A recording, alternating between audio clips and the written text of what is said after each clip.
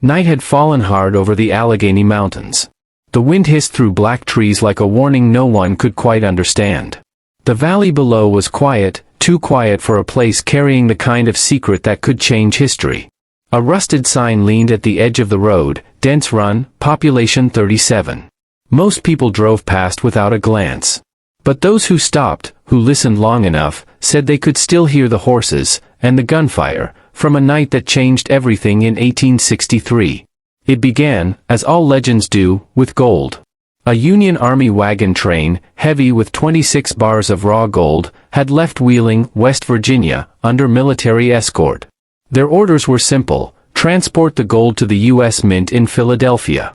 The precious cargo was intended to help fund the war effort, payroll, supplies, perhaps even bribes to sway border state loyalties. But somewhere deep in the Pennsylvania mountains, the wagons never arrived. They vanished. No soldiers, no wagons, no gold. Just the whisper of a rumor: Confederate raiders had struck, slaughtering the escort and taking the treasure. Yet others swore it was an inside job, that a Union officer, desperate and clever, had betrayed his own men, hidden the gold in the wilderness, and died before revealing the location. For more than a century and a half, the legend refused to die. Hunters, historians, and dreamers poured into the forests of Elk County, Pennsylvania, clutching hand-drawn maps and metal detectors, convinced they could hear the gold calling from beneath the moss. But the story didn't just live in the past. It pulsed through generations like a buried heartbeat, waiting. One summer day in 1974, a group of hikers stumbled upon a rusted musket and fragments of a wagon wheel, half buried near a creek that locals called the Run. It was enough to reignite the obsession. Then, decades later, in 2012, a father and son treasure hunting team from Clearfield County, Dennis and Kem Parada, claimed to have found something that made the old legend suddenly, terrifyingly real. The Paradas were no strangers to obsession. They'd spent years combing the hills with advanced detectors and old Civil War maps, cross-referencing troop movements, courier routes, and local folklore. For them, the search for Union gold was more than a hobby, it was destiny. One bitter January afternoon, they stood at a clearing surrounded by skeletal birch trees. Dennis swept the ground with his magnetometer, its antenna gliding inches above the frozen soil. Then, a sound. A sharp, electronic cry from the device that broke the stillness. He froze. Kem stepped closer. "You're getting a hit?" Dennis stared at the screen. The readout pulsed with impossible density. "Something's down there," he whispered. "Something big. And it's not iron." They marked the coordinates, drove home in silence, and barely slept. Over the following weeks, they tested the site again and again. Each time, the readings grew stronger, deeper. The machine registered non-ferrous metal, gold-like material, buried more than 10 feet underground. The spot matched an 1860s map where a Union route had cut through the forest, the very road along which the missing wagons had vanished. It was perfect. Too perfect. The Paradas faced a dilemma. The land was state property. Digging without permission could lead to charges. They needed help. So they made a decision they would later regret. They called the FBI. To their surprise, the Bureau seemed interested, very interested. Within weeks, agents contacted them, asking for survey data, coordinates, and details about the metallic anomaly. The Paradas believed they were about to make history. Instead, they were about to lose it. That night, as Dennis wrote in his journal, he paused on one sentence. "If this gold really exists, it's not just treasure, it's a secret someone's been guarding for 150 years. He couldn't have known how right he was. Locals had their own theories about what happened to the wagon train. Some said the gold was cursed, that everyone who hunted for it ended up ruined or mad. Others believed the government already found it decades ago and kept it quiet to avoid legal disputes. At Dents Run, you could stand by the creek and see the way fog curled through the trees like smoke from some invisible campfire, as if the past still burned just beneath the surface. By the time the Paradas contacted the FBI, whispers had already begun to ripple through the town. The old men at the bar laughed about those fools digging up ghosts. But others weren't laughing. A retired park ranger warned Dennis, "That land's not just forest, son. It's a graveyard of secrets. The last thing you want is Uncle Sam sniffing around." Dennis smiled but said nothing. His eyes were fixed on the horizon, on a promise made by history itself. Over the next few months, the FBI quietly assembled a team. Ground-penetrating radar surveys confirmed a large metallic mass roughly the size of a wagon, exactly where the Paradas had marked. The Bureau called it an exploratory excavation. Locals called it something else, a heist. When the news finally leaked in early 2018, reporters rushed to the scene, but the site was sealed off by agents and state police. The Bureau claimed it was a matter of security and preservation. Nobody bought that. On the first morning of the dig, Dennis and Kem arrived at the site, expecting to assist. Instead, they were told to stay outside the perimeter. Standard procedure, the agent said, smiling thinly. Floodlights hummed. Excavators groaned. Armed guards paced along the fence. As night fell, Dennis leaned against the hood of his truck, staring into the dark forest. He turned to his son. "You feel that?" he asked. Kem frowned. "Feel what?" "The ground," Dennis whispered. "It's shaking." Deep in the woods, the engines roared louder. Then, a metallic clang. And in that instant, history seemed to exhale, like something buried for centuries had just been found. In the stillness of early spring, the mountains of Elk County glowed pale beneath a thin sheet of frost. Every morning, mist rose from the valleys like ghosts climbing to the surface, reluctant to leave what they'd buried behind. It was in this quiet, forgotten corner of Pennsylvania that two men, father and son, carried a dream that had consumed half their lives. Dennis and Kem Parada were not fortune hunters in the Hollywood sense. There were no fancy gadgets, no television crews, no sponsorships. Just two men, a truck full of homemade equipment, and an unshakable belief that the past had left them a trail. Dennis was in his 60s, wiry, sharp-eyed, stubborn as mountain oak. He'd grown up listening to his grandfather's stories about Civil War treasure, about soldiers who vanished into these woods carrying the Union's last hope of gold. It wasn't just a legend to him. It was a promise. Kem, younger and more pragmatic, had inherited his father's curiosity but not his recklessness. He worked in construction by day, but every spare hour went into research, military records, topographical maps, soil analysis. If his father was the dreamer, Kem was the engineer making the dream real. Together, they called themselves Finders Keepers, a small, family-run treasure-hunting business based out of Clearfield County. For years, they'd uncovered relics, musket balls, buttons, and coins. But this, the lost Union gold, was the prize. In 2017, after countless false leads, their search brought them back to the same remote slope near Dents Run. Using sophisticated magnetometers and ground-penetrating radar, they detected what appeared to be a large, metallic mass buried deep in solid rock. The data showed something massive, non-ferrous, not iron, not junk. Gold fit the readings perfectly. Dennis remembered standing there that day, the wind cold enough to sting, the forest so silent he could hear his own heartbeat. The radar display flickered, lines and numbers scrolling like a secret code. "There," he whispered. "That's it. That's the mother lode." Kem crouched beside him, scanning the data. "If that's gold, Dad, we're talking hundreds of millions." Dennis nodded slowly. "History doesn't vanish, son. It waits." They knew they couldn't dig alone. The site was within state forest land, government property. They needed permission, and more importantly, protection. Gold that valuable, if found without authorization, would vanish faster than it could be measured. So Dennis made a decision that changed everything. He called the FBI. He'd expected laughter, maybe polite disinterest. Instead, the Bureau called back. Within days, agents began requesting copies of the radar data. They asked for coordinates, soil readings, historical notes. Dennis was flattered, even honored. The FBI seemed to take him seriously, and that felt like validation for decades of obsession. Then came the visit. 2 black SUVs pulled into his driveway one gray afternoon. 3 agents stepped out, polite but cold, their suits too clean for the Pennsylvania mud. They introduced themselves as representatives of the art crime team, which struck Dennis as oddly theatrical.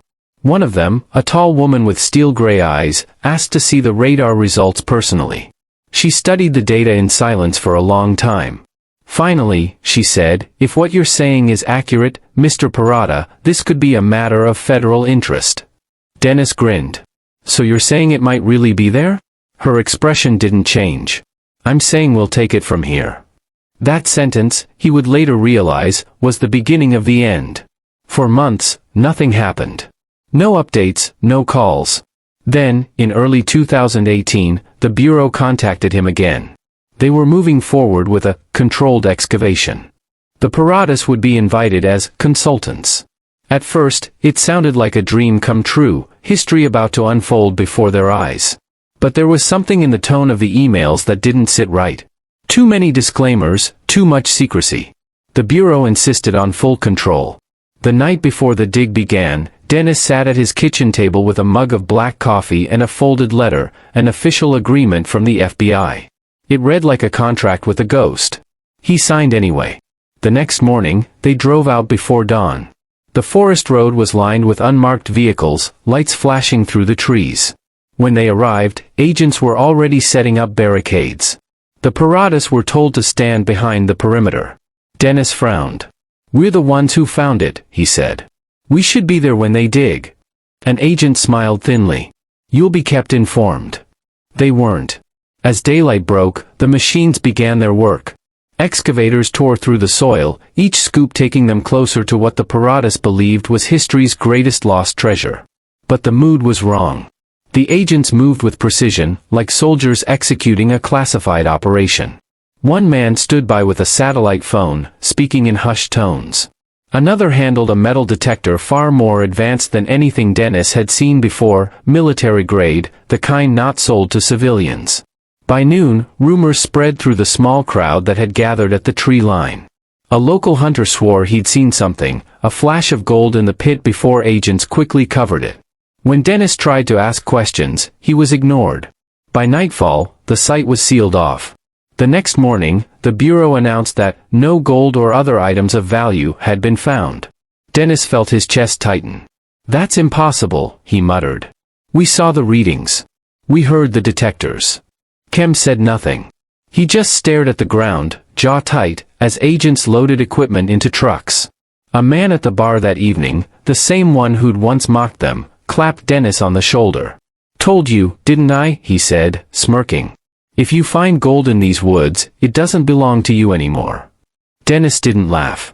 His eyes were hollow, his mind already replaying the day's events in slow motion, searching for what he'd missed, the whispered orders, the closed-off sections, the sudden shift in the agent's tone right before dark. Something had changed. He couldn't prove it, not yet, but deep down, Dennis Parada knew the truth. The FBI had found something that night. And whatever it was, they were never going to admit it. By the time the first black SUVs rolled into Dents Run, the snow had melted just enough to expose the damp forest floor. The frost had retreated from the trees, and the creeks ran fast and brown, swollen from thaw. It should have been an ordinary morning in rural Pennsylvania, but nothing about what came next would be ordinary. Locals noticed them first. Convoys of unmarked vehicles cutting through the two-lane mountain roads, engines low, windows tinted. Then came the heavy trucks, flatbeds carrying generators, lighting rigs, and a drilling machine the size of a small cabin. Within hours, the quiet valley was transformed. The FBI had arrived. The Bureau said little, but they said enough to stir every imagination in town. They were there, officially, for an archaeological excavation in partnership with the state. But no one believed that. Not when the agents were armed, not when floodlights blazed through the night, not when locals were told to keep their distance for safety reasons. Dennis and Kem Parada arrived early that morning, their hearts pounding with excitement and nerves. They had waited for this moment for decades, and now, as they watched the government's operation unfold before their eyes, it felt like history breathing again.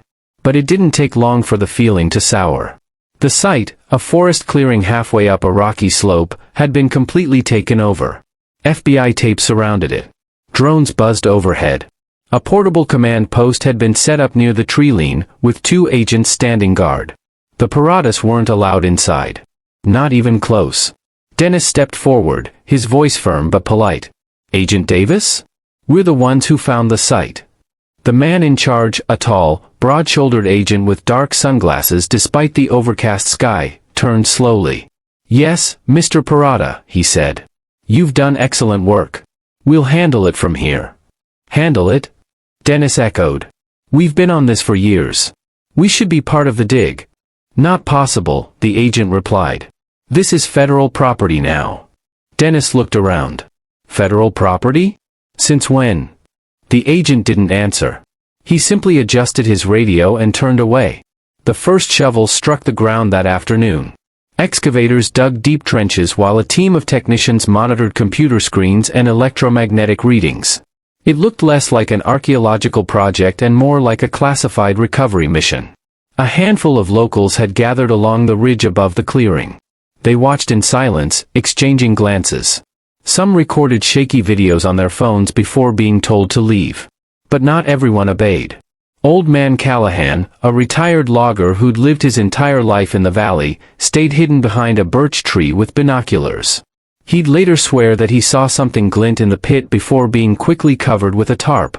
By nightfall, the dig site glowed like a movie set, floodlights casting long, eerie shadows through the forest. The metallic hum of generators filled the air. And then, something strange happened. Around 2 a.m., when most of the crew should have been resting, a second wave of vehicles arrived, 3 more trucks, their cargo concealed under black tarps. They rolled in quietly, headlights off, escorted by a pair of state police cruisers. The Paradas, standing by their truck at the base of the hill, saw them slip through the barricade. Kem frowned. That's not standard procedure, he muttered. Dennis said nothing. He just watched. Minutes later, a sudden commotion at the site. Radios crackled, floodlights flickered, and a shout echoed through the forest, short, sharp, cut off almost immediately. Then silence. When dawn came, the trucks were gone. The pit was covered. The agents looked tired, uneasy, not triumphant, not disappointed, just finished. By late morning, the operation began to shut down. Equipment was packed up, tents collapsed. The FBI agents offered no explanations. They just worked fast, efficiently, like men anxious to be elsewhere. Dennis approached Agent Davis again. So, he asked, forcing calm. Did you find anything? The agent didn't look up from his clipboard. The site yielded nothing of value. Nothing? Dennis said incredulously. Nothing? You brought in radar, drills, a half-dozen trucks, and you're telling me it was all for nothing. The agent's tone remained even. Sometimes legends are just that, Mr. Parada. Dennis stepped closer. I've spent 30 years chasing this. I know what was down there. I heard the detectors screaming. You found something, didn't you? That was when the agent finally looked at him, and for a split second, something flickered in his eyes. Not guilt, not fear. Something colder. Be careful what you suggest, he said quietly. You don't know how deep this goes. Dennis froze. The agent turned and walked away. Behind the caution tape, workers continued filling the pit, shoveling dirt over the hole as if burying the truth itself. By that evening, the clearing was silent again. The Bureau packed up and left, leaving only flattened earth and a few muddy tire tracks. The Paradas stood alone in the drizzle, staring at the place where their dream had just died. Nothing of value, Dennis muttered bitterly. That's what they said. Kem kicked at the dirt. Funny, he said. They spent 2 days guarding nothing with machine guns. That night, in the nearby town of Driftwood, the local bar was buzzing. Everyone had seen the lights. Everyone had theories. Some said the FBI found gold and took it. Others whispered about radioactive material or hidden Confederate weapons. One man even claimed he'd heard the rumble of armored trucks heading east before sunrise. No one could prove anything. But everyone felt the same thing, that something monumental had happened in those woods. And yet, officially, the Bureau's report was just 3 pages long. Excavation completed. No significant findings. Site closed. It was as if the entire operation had never existed. A week later, a reporter from Pittsburgh tried to contact the FBI's art crime team for comment. Her emails went unanswered. When she called, she was told, "We can neither confirm nor deny the nature of that investigation." But the people of Dents Run didn't need confirmation. They'd seen enough. And from that day forward, no one in Elk County ever believed the FBI came up that mountain for archaeology. Whatever they were digging for, it wasn't history. It was something far more valuable, and far more dangerous to be found. 3 days after the dig ended, the woods at Dents Run fell eerily silent again. The hum of generators was gone. The lights were gone. The men in black jackets and their heavy boots, all gone. But the rumors had only just begun. When the FBI left, they didn't leave quietly. Trucks had rolled out under cover of darkness, their engines muffled, their cargo covered in black tarps. Locals swore they saw one of the trucks sink slightly underweight as it hit the main road, too heavy for an empty load. By sunrise, the clearing looked as though nothing had ever happened. The pit was refilled, the tire tracks erased. Even the surrounding brush had been carefully replaced, as if someone were trying to make time itself forget what it had seen. And then came the statement. The FBI released a short press note to the Associated Press. The excavation conducted in coordination with state authorities yielded no gold or other artifacts of value. It was brief, sterile, and final. To the Paratus, it was a punch in the gut. Dennis read the statement twice before folding the paper slowly, his jaw locked. No gold, he muttered. They spent 2 days drilling, brought in seismic scanners, ground radar, and men with sidearms, for no gold. Kem tried to sound calm. Maybe they didn't find it. Dennis's eyes burned. No. They found something. I could feel it that night. He wasn't alone. Word spread through the mountains like wildfire. Loggers, hunters, and townsfolk all told the same story. Strange trucks moving through the forest at 2 a.m., lights covered, escorted by state troopers. One man, a delivery driver heading toward Driftwood, swore he saw a convoy turning off Route 555 toward an unmarked service road. The lead vehicle had no license plate. Looked military, he told a reporter later. Like they didn't want anyone to know what was inside. The local bar in Benazet became a war room of speculation. Some said the FBI had found the gold and smuggled it out before dawn. Others believed they'd uncovered something far more dangerous, Confederate documents, maybe, or evidence of wartime corruption. A retired state worker, who asked not to be named, claimed he saw a letter weeks later, an interagency memo marked sensitive recovery. He wouldn't say where he saw it. But it mentioned Dents Run, he said. And gold alloys. When reporters tried to get confirmation from the Bureau, they hit a wall. Every question was met with the same phrase, "We can neither confirm nor deny." And that's when people started calling it the dig that never happened. For Dennis and Kem, it wasn't just about treasure anymore, it was about truth. They filed a Freedom of Information Act request, demanding access to the FBI's records from the operation. Weeks passed. Then months. Finally, a letter arrived, the FBI's official response. The envelope was thick, heavy with promise. Dennis tore it open with trembling hands. Inside were 21 pages. 19 of them were blacked out. Entire paragraphs, entire pages, redacted with thick ink blocks like someone had taken a marker to history itself.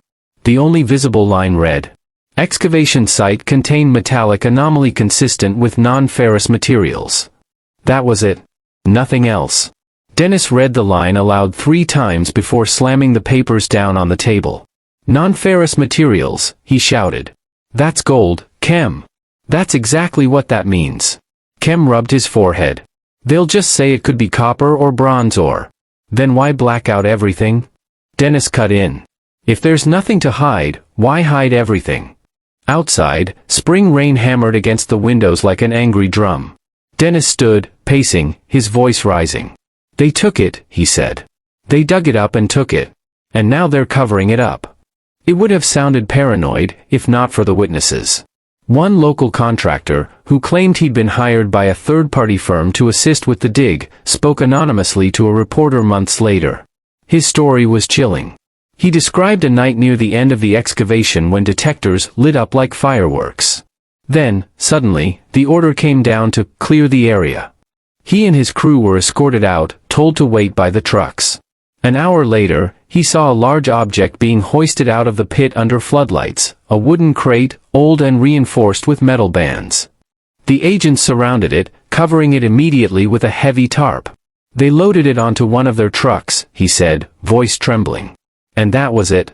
We were told to leave. When asked what he thought it was, he hesitated. "I don't know," he said. But it wasn't nothing. The FBI refused to comment on the claim. By summer, the Paradas had turned from local heroes to local cautionary tales. Some called them fools, others called them victims. But no one, not one person, believed the Bureau's official story. Late one evening, Dennis sat on his porch staring into the dark line of trees beyond his property. The air was heavy, humid, the smell of rain and pine thick around him. He thought about those trucks disappearing into the night, about the hollow pit now buried again under soil and lies. And he remembered something the lead agent had said when they first arrived: "You don't know how deep this goes." He hadn't understood it then. But now he did. The gold, he realized, wasn't just a legend. It was leverage, a piece of history that might have rewritten the past. And if the government had taken it, there had to be a reason far bigger than treasure.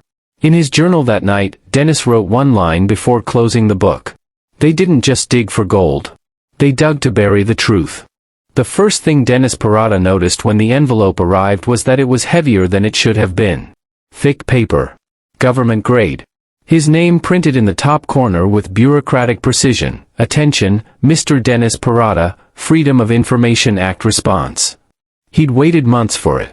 Months of silence, rumors, and denial. Months of replaying every detail of the dig in his head. The sound of shovels, the low rumble of trucks, the faint metallic clang that still echoed in his dreams. Now, here it was, the truth, or what was left of it. He opened it with shaking hands. 19 of the 21 pages were blacked out. Thick, merciless strokes of black ink concealed nearly every sentence. Some pages were fully censored, only page numbers remained. It looked less like a document and more like a crime scene, the evidence deliberately suffocated beneath ink. Kim stood beside him, reading over his shoulder. "They really did it," he said softly. Dennis's eyes were locked on a single surviving line, one phrase that had somehow slipped through the censor's net. "Anomalous material consistent with gold alloys." He read it aloud twice. Then again. Each time it sounded more impossible, more damning. "That's it," he whispered. "That's the proof." The letter accompanying the report was brief and unapologetic. "Certain portions of the requested information have been withheld in accordance with exemptions pertaining to national security and ongoing investigations." National security. For a hole in the woods. Dennis laughed, a hollow, bitter laugh that frightened even him. "National security," he said. "They're treating Civil War treasure like nuclear codes." He slammed the papers down on the table. "They found it, Kim. And they're hiding it." But hiding it wasn't enough. The government was trying to erase it, piece by piece, record by record. The Paradas emails to the Bureau began bouncing back. Calls went unanswered. One of the local reporters who had been covering the story, a woman named Elise Hartman, suddenly stopped replying to messages. When Dennis finally reached her by phone weeks later, her voice was low, nervous. "Dennis, I can't talk about that dig anymore," she said. "Why not?" "There's pressure," she whispered. "I got a visit. 2 men, they said they were from federal oversight. They told me the case was closed and that continuing to pursue it could be considered harassment of government personnel." "Harassment?" Dennis shouted. "They stole from us." "I know," Elise said quietly. "But I have a family. Please understand." Then she hung up. That night, Dennis sat awake, staring at the pile of redacted documents spread across his kitchen table. The single line, "anomalous material consistent with gold alloys," gleamed like a thread of truth dangling from the government's iron curtain. He thought about every moment of the dig. The guarded pit. The midnight trucks. The silence that followed. And he began to see a pattern, one that went far beyond treasure. The next morning, he drove to the Clearfield County Courthouse and filed a lawsuit against the FBI, demanding full disclosure of the Dents run operation. Reporters caught wind of it. Within days, the story was everywhere. Treasure hunters sue FBI over lost Civil War gold. Headlines called it absurd, romantic, a modern-day David versus Goliath story. But beneath the laughter, there was unease, because the Bureau didn't laugh. They responded with unusual speed and intensity, insisting that no gold had ever been found, that the dig had been scientific and inconclusive, and that no items of historical value were recovered. But even in their denial, their language betrayed them. Inconclusive. Not nothing. That single word ignited the spark again. Bloggers, amateur historians, even retired agents began digging into the dig. Forums lit up with theories. Some claimed the FBI had found gold and smuggled it to Washington under the guise of a classified recovery. Others whispered about missing Treasury records from the Civil War era, a shipment of Union funds never officially accounted for. Then came the most shocking twist of all. A journalist from a small Harrisburg outlet obtained internal flight logs from the same week of the Dents Run excavation. Among the entries was a private cargo flight from nearby Du Bois Regional Airport to Joint Base Andrews in Maryland, filed under a Federal Transfer Authorization Code. The cargo weight was recorded as high-density, non-ferrous material. The shipment's destination, U.S. Mint, Washington, D.I.V. When the journalist called the Bureau for comment, they refused to confirm or deny the flight's connection to the dig. By now, the Paradas had become folk heroes, and thorns in the FBI's side. News crews arrived in their tiny hometown, filming interviews against the backdrop of pine-covered hills. Dennis spoke with a mix of fury and sadness. "They can take our gold," he told one reporter, "but they can't take our truth. But truth has a price." Soon after the lawsuit made headlines, strange things began to happen. Dennis's computer crashed, twice, the hard drive wiped clean. A drone hovered outside his property one evening, silent and unmoving. And one night, while driving home from a radio interview, he noticed headlights following him for nearly 10 miles through empty forest roads. He told no one except his son. "Dad, you need to stop," Kem said. "This isn't just about treasure anymore. They'll ruin you." Dennis shook his head. "They already did." He looked out toward the dark ridgeline, the same ridge where his life's greatest discovery had turned into his greatest loss. "If I stay quiet," he said softly, "then the truth really vanishes." And with that, he made a decision that would change everything again. He gathered every note, every map, every scan and document he had, and sent copies to multiple newsrooms, universities, and private investigators. "If something happens to me," he wrote in the accompanying letter, "let this be the start, not the end." Weeks later, an anonymous source leaked new internal FBI memos to a Washington journalist. One line stood out. "Final assessment indicates significant metallic presence removed under classified directive. Recommend compartmentalization." When that line reached the public, the Bureau refused comment entirely. The story, once dismissed as rural folklore, was now a national mystery. And yet, officially, nothing had ever been found. The gold didn't exist. The dig didn't happen. The truth, apparently, had no witnesses. But the people of Dents Run knew better. Because secrets, no matter how deep you bury them, leave footprints. And this one was glowing in gold. It began with a letter that wasn't supposed to exist. It arrived on a rainy Thursday, slipped under Dennis Parada's office door in an unmarked envelope. No return address, no postmark. Just his name, written in neat block letters. He opened it cautiously. Inside was a single page, typed, unsigned. "You were right. The Dents Run operation did not end the way the Bureau claims. The shipment was real. I was there. But if you go further, they will come after you. A friend you don't remember." Dennis froze. His first thought was that it was a prank. But then he noticed the smell, a faint trace of toner, the kind used in government printers. And in the corner, barely visible, was a watermark, property of Federal Records Center. He read the letter again and again. Each time, his pulse quickened. A friend you don't remember. That night, he barely slept. When he did, he dreamed of the dig, the sound of boots crunching gravel, the beam of flashlights slicing through mist, the low rumble of engines as a wooden crate disappeared into the dark. The next morning, he found an email waiting for him. Subject, "You need to listen." The sender's name was hidden, but the address ended in @federalmail.us, an obscure relay domain used by government subcontractors. The message contained only a link to an encrypted audio file. Against his son's advice, Dennis clicked. A man's voice came through, low and distorted. "You don't know me," it said, "but I was part of the Dents Run operation. I handled ground-penetrating radar for the site. What I saw that night still keeps me awake." There was a long pause, then the sound of papers shuffling. The scan detected a solid mass roughly 12 feet long, 4 feet wide, at a density only gold could produce. The field office confirmed. We were told to log the reading, then clear the site for a restricted extraction team. Dennis leaned forward, heart hammering. The voice continued, the next morning, they brought in a crew I didn't recognize, unmarked vehicles, no name tags. One of them carried a sealed directive. The supervising agent read it and turned pale. He said, "We've been moved under Section 1020 clearance. We're no longer in control." Then the audio cut off. Dennis replayed it twice, then saved it to a flash drive.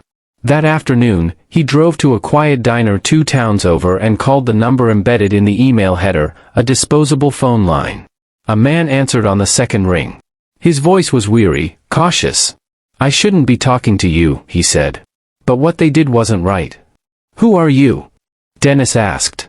"Let's just say I used to believe in the Bureau," the man said. "Not anymore." He explained that he had worked under the FBI's Environmental Response Team, the same unit assigned to oversee hazardous or sensitive excavations. His team had been involved in the early stages of the Dents run dig but was removed once classified recovery status was invoked. "They said it was national security," the voice said. "But that's not what it felt like. It felt like theft, sanctioned theft." Dennis could barely breathe. "You saw the gold?" "No," the man replied. "But I saw the crate. And I saw what happened after. 2 trucks left the site that night. Only one came back empty." Silence filled the line. Rain pattered softly against Dennis's windshield. "What was in it?" he finally asked. The man hesitated. "It wasn't just gold," he said. "There were documents packed with it. Old ledgers. Ledgers with treasury seals from 1863. Dennis frowned. "What kind of ledgers?" "The kind that list payments," the man said. "To whom, I don't know. But they were treated like dynamite. I heard one agent call them the real treasure." And then, before Dennis could respond, the line went dead. He tried calling back, but the number was already disconnected. That night, he told Kem what had happened. His son's face turned pale. "Dad, you're playing with fire," he said. "If that guy's real, you need protection." Dennis shook his head. "If he's real, then we finally have proof. But even proof comes at a price." 2 days later, Dennis received another envelope, this time by certified mail. Inside was a notice from the Department of Justice. His lawsuit had been dismissed in the interest of national security. No explanation. No hearing. Just gone. It was as if the case had vanished into thin air. Then, the phone calls began. Unknown numbers. No voice. Just silence. Once, late at night, someone left a message, a single phrase, whispered, "Stop digging." Dennis recorded everything. Every call, every letter, every sleepless night. He kept multiple backups hidden around town. "If they want silence," he told Kem, "they'll have to bury every copy." Meanwhile, the mysterious whistleblower resurfaced, indirectly. A journalist in D.C. contacted Dennis, saying she had received an unmarked flash drive in the mail. On it were internal FBI emails referencing Operation Keystone Redemption. The emails discussed logistics for transport and secure storage of recovered historical material. The dates matched the Dents run excavation. The journalist tried to verify the source, but within a week her newsroom servers were breached. The story was pulled before publication. That same week, Dennis's truck was vandalized. Tires slashed. His house phone disconnected. The pressure was building, but so was his resolve. One night, as thunder rolled over the mountains, Dennis stood at his window watching lightning flicker over the ridge where the dig had taken place. "They think fear will stop me," he muttered. "But fear's just proof there's something worth finding." Kem, sitting quietly beside him, asked, "What if they come for you?" Dennis turned slowly. "Then at least they'll prove I was right." The next morning, he wrote a final entry in his private journal. "There is someone inside the Bureau who knows the truth. When they speak, the gold won't be the scandal, the cover-up will." It was just past midnight when the call came. Dennis had been dozing in his recliner, a cold cup of coffee beside him, the hum of his refrigerator the only sound in the house. His phone buzzed once, an unknown number, and something in his gut told him to answer. He hesitated. Then, cautiously, he picked up. "Mr. Parada," a voice said quietly. "Older. Tired. Don't hang up." Dennis froze. "Who is this?" "You can call me Henry," the voice replied. And you already know what this is about. The name meant nothing, but the tone did, calm, measured, practiced. The kind of tone used by men who'd spent years speaking in rooms where every word mattered. I've been following what you've done, Henry said. The lawsuit. The letters. The interviews. You were right to keep pushing. Dennis sat forward. So it's true, he said. You people found the gold. Silence. Then, quietly, yes. We did. The words hung in the air like thunder before a storm. Dennis's hand trembled slightly. Where is it now? He asked.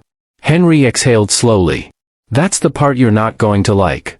He explained that he had worked in an internal oversight office, not a field agent, but someone who reviewed sensitive expenditures within the bureau. When the Dents run dig began, he received an encrypted memo marked Eyes Only. Inside were cost estimates for transport and analysis of recovered metallic material and references to a classified historical recovery project, Operation Keystone Redemption. Redemption for what? Dennis asked. Henry hesitated. That depends on who you believe, he said. Officially, it was a recovery of lost federal property. Unofficially, it was an effort to bury something that never should have existed. What do you mean? Henry's voice lowered. The gold wasn't just treasure. It was evidence. Dennis frowned. Evidence of what? Corruption, Henry said. Civil War-era payments made to private interests, political families that funded both sides. The ledgers you heard about were real. They link names you'd recognize even today, senators, bankers, founders of corporations that still exist. If those records went public, they'd rewrite history. Dennis's stomach dropped.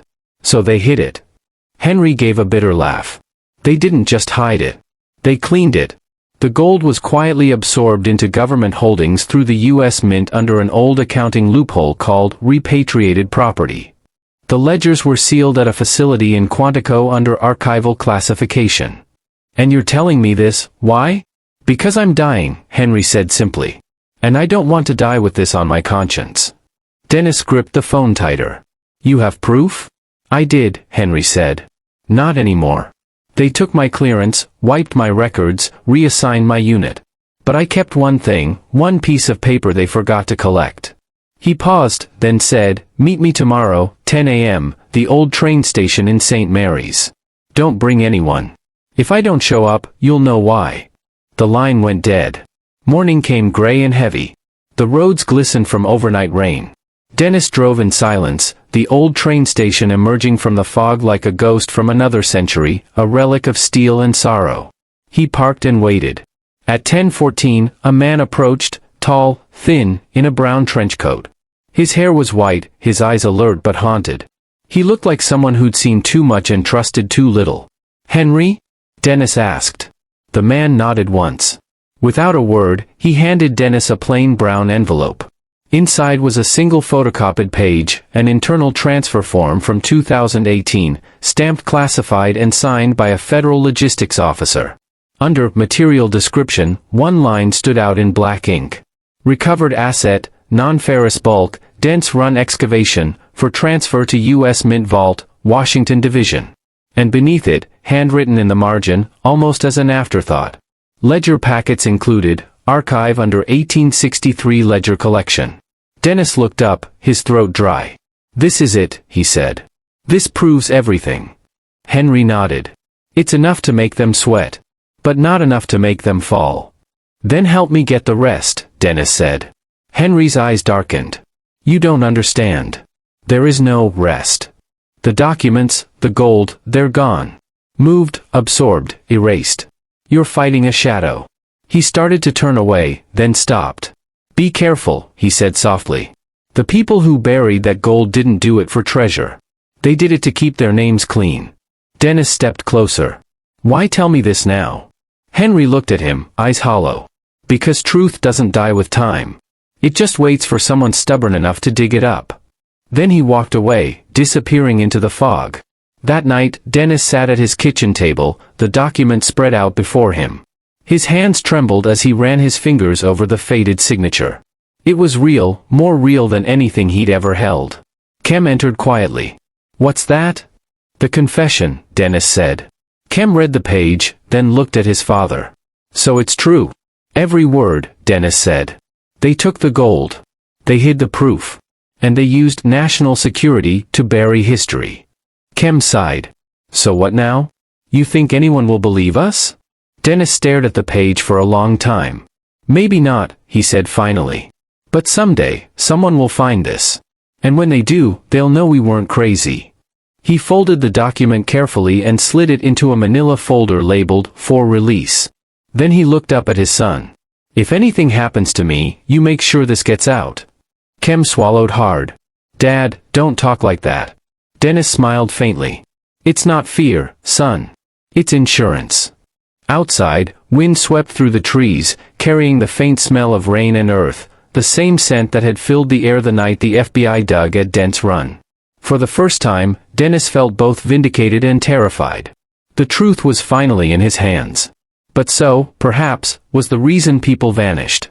And somewhere, deep in the archives of the nation's capital, behind locked steel doors and layers of secrecy, sat the rest of the story, sealed in darkness, wrapped in history's silence, and marked with a word that still burned like gold. Classified. The mountains of Elk County had a way of keeping secrets. Fog rolled through the valleys in the morning like a blanket of forgetfulness. Birds sang, streams gurgled, and yet, beneath the surface, history lingered, waiting, patient, silent. Dennis Parada drove slowly along the familiar forest road, the manila folder containing Henry's confession resting on the passenger seat. It weighed more than paper should, heavier than any treasure he had ever imagined. It wasn't just evidence of gold. It was proof of betrayal, cover-up, and a story that the world wasn't supposed to know. He thought about everything that had happened since the first time he and Kem stumbled across the metallic readings at Dents Run. The thrill of discovery, the promise of fortune, the sudden intrusion of the FBI, the blacked-out files, and the whisper of a whistleblower whose courage almost rivaled his own. Every step of the journey had left scars, not on the land, but on the people who had dared to seek the truth. Dennis parked near the old train tracks, where Henry had handed over the photocopy of the classified document. He stared at the overgrown rails and thought about how fleeting human memory could be. History was messy. Gold had a way of turning human ambition into obsession, and ambition into secrecy. Kem joined him, quiet as always, but his eyes sharp, alert. "What do we do now?" he asked. Dennis shook his head. "We make sure the story survives. Even if the gold never surfaces again, even if the ledgers are locked away forever, people need to know someone tried to find the truth." The two men sat on the hood of the truck, the rain beginning to fall lightly, each drop echoing like distant gunfire through the mountains. Dennis pulled out the manila folder and stared at it for a long moment. The Bureau will never admit what happened at Dents Run. They've got power, secrecy, and every bureaucratic tool to bury it. But power has a weakness, the human one. "Proof," Kem said softly. "Exactly," Dennis replied. "Even a shred can grow into a blaze if someone dares to light it." He thought of Henry. The whistleblower had risked everything to share a fragment of truth. A man of conscience, now likely vanished from public life, erased from the official record. Dennis clenched his fists. "We can't stop now," he said. "They hid history in broad daylight. It's up to us to make sure it's remembered." But even as he spoke, he knew the limitations. The gold had vanished. The ledgers were likely sealed under layers of classification, inaccessible to anyone without high-level clearance. And yet, Dennis also knew that legend has power, too. Stories have a way of slipping past locks, of inspiring people who are too stubborn to accept silence. In the following weeks, Dennis and Kem compiled every shred of information they had. The GPR scans. The eyewitness accounts. Henry's confession. The leaked emails referencing Operation Keystone Redemption. They digitized the files, stored copies in multiple locations, and sent them anonymously to journalists, historians, and universities, enough to ensure the story could never be entirely erased. They weren't sure anyone would ever be able to corroborate the gold itself. But the scandal, the cover-up, the audacity of hiding a piece of Civil War history, that could be documented, and it would not die. Locals whispered about the Parada's persistence. Some called them obsessive, some courageous, and some feared for them. But no one doubted that something extraordinary had happened in the woods that winter of 2018. Something powerful enough to warrant secrecy, intimidation, and a veil of bureaucracy. One night, as Dennis sat by his fireplace, he reflected on the paradox of treasure. Gold, in its raw form, is inert. It cannot tell stories. It cannot scream. It cannot seek justice. But humans, he realized, attach meaning to it. Greed, ambition, duty, honor, all tangled together in pursuit of something that had been hidden for more than 150 years. He thought of the Union wagon train in 1863. The soldiers who vanished. The officers who may have betrayed them. The generations of historians and treasure hunters who had followed faint traces, hoping to rewrite history with every shovel of earth turned. And he realized something unsettling. Perhaps the gold had never truly vanished. Perhaps it existed now in another form, as leverage, as secrecy, as proof of humanity's need to control its own story. Dennis stood and walked to the window, looking out at the mountains. Some treasures, he said softly to Cam, aren't meant to be spent. They're meant to remind us that history belongs to no one, but it can be stolen by anyone. The Paratus never returned to Dents Run, at least not publicly. The forest remained quiet, unassuming, as if nothing had ever happened. Yet the memory of the dig, the trucks at 2 a.m., the flashlights cutting through mist, and the mysterious crate lingered in the community. Henry's confession circulated quietly among scholars and journalists, never fully verified but impossible to ignore. And somewhere, in the vaults of Washington or perhaps in the hidden corridors of the FBI, the gold and the ledgers rested, protected, catalogued, and classified, a secret that may never see the light of day. The Paratus had lost the treasure, but they had preserved the story. And sometimes, Dennis thought, a story is more dangerous than gold. Because gold can be hidden. History can be erased. But truth has a way of finding its way into the world, even when those who hold it wish it would stay buried. As night fell over the mountains, Dennis lit a candle on his desk and wrote the final line in his journal. They took the gold. They hid the ledgers. But they cannot hide the story. And that is our legacy. The candle flickered against the dark. Outside, the wind carried the scent of wet pine and earth. Somewhere in the distance, a stream whispered through the valley. And in the silent shadows of Dents Run, the past waited patiently, knowing it had not been forgotten, only delayed. Because secrets, no matter how deep or well guarded, always leave a trace. And some traces last forever.